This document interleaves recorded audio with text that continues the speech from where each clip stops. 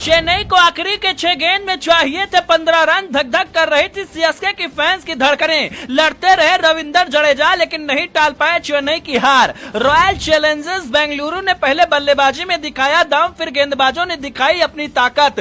धोनी ने छक्का लगाकर बना दिया था माहौल, मगर आखिरी ओवर में पलट गया खेल। एक गलती की वजह से जीता मैच हार गई चेन्नई। बेंगलुरु ने जीत के साथ पॉइंट टेबल में मचाया हाहाकार। आखिरी ओवर में हुआ इतना भीषण ड्रामा, कोहली भी रह गए दंग। इसीलिए कहते हैं कि क्रिकेट में जब तक आखिरी गेंद न हो जाए तब तक कुछ कहना ठीक नहीं होता है। ऐसा लग रहा था कि मैच पूरी तरीके से चेन्नई की मुट्ठी में आ गया है। बेंगलुरु को हार का मुंह देखना पड़ेगा और एक बार फिर बेंगलुरु का बदला अधूरा रह जाएगा। लेकिन कहते हैं कि किस्मत जब आपके साथ होती है तो फिर दुनिया आपका रास्ता नहीं रोक सकती है। जिस तरीके से चेन्नई सुपर किंग्स की किस्मत इस पूरे सीरीज में खराब नजर आई है, पूरे टूर्नामेंट में खराब नजर आई है, वहीं अगर दूसरी तरफ देखेंगे तो रॉयल चैलेंजर्स बेंगलुरु की किस्मत ने एकदम उसका साथ दिया है। हालांकि इस मुकाबले में दोनों ही टीमों ने दिलचस्प लड़ाई आपस में लड़ी, लेकिन 2 रन से आखिरकार बाजी बेंगलुरु की टीम मार लेगी। कैसे आखिरी ओवर में हाई ड्रामा हुआ, क्या कुछ हुआ, उसकी पूरी कहानी आपको इस वीडियो में हम बताने जा रहे हैं। मुकाबले की बात करें तो यहाँ पर चेन्नई सुपर किंग्स ने टॉस जीता था और पहले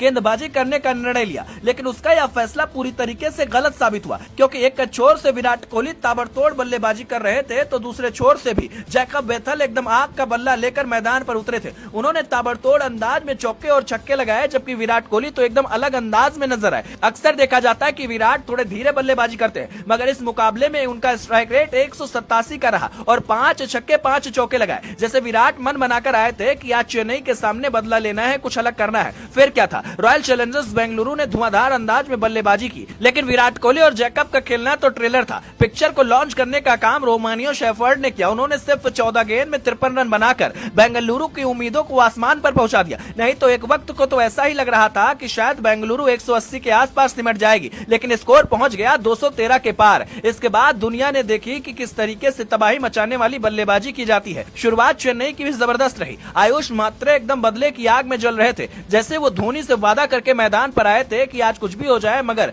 पूरी कहानी पलट देनी है। फिर क्या था, एकदम ताबड़तोड़ अंदाज में वो बल्लेबाजी करते हैं, 9 चौका और 5 छक्का लगाते हैं और फिर उनके बल्ले से कुल 94 रन आते हैं। लेकिन किसने सोचा था कि उनकी पारी भी बेकार जाएगी। छक्का मारने के चक्कर में आयुष जैसे ही आउट होते हैं उसके बाद कोई भी खिलाड़ी दम नहीं दिखा पाता। रविंदर जडेजा एक छोर से भले ही लड़ते रहते हैं, लेकिन धोनी के साथ मिलकर वो भी अपने टीम की हार को नहीं टाल पाए। अगर हार की बात करें कि आखिरकार हार क्यों मिली, तो आपको बता दे, डेविड ब्रेविस के एलबीडब्ल्यू पर खूब बवाल हुआ। दरअसल हुआ ये कि लुंगी इंगड़ी ने उनको एलबीडब्ल्यू आउट किया, लेकिन बल्लेबाज को ना तो टाइमर दिखा और ना रिव्यू लेने का मौका मिला, जिसके बाद वो मैदान से बाहर चले गए। लेकिन बाद में पता चला कि स्टंप से तो गेंद टकराई नहीं थी। यही वजह है कि कई लोग नाराज हैं। चेन्नई सुपर किंग्स के फैंस कह रहे हैं कि अंपायर ने बेईमानी कराई। हालांकि वो बात छोड़िए, धोनी भी 12 रन पर आउट हो गए और उनके साथ में उम्मीदें भी खत्म हो गई। लेकिन एक वक्त के लिए शिवम दुबे एक छक्का लगाते हैं पहुंचते ही, तो वहां से ऐसा लगता है कि शायद दुबे मैच को पलट देंगे, पर वो भी चेन्नई की किस्मत नहीं पलट पाए और रविंदर जडेजा भी हार का तमाशा देखते रहे। उनके बल्ले से नाबाद 77 रन की पारी आई, लेकिन वो चेन्नई के काम नहीं आई। कुल मिलाकर जिस तरीके का प्रदर्शन, जिस तरीके की वापसी आरसीबी ने की, वो जानदार रही।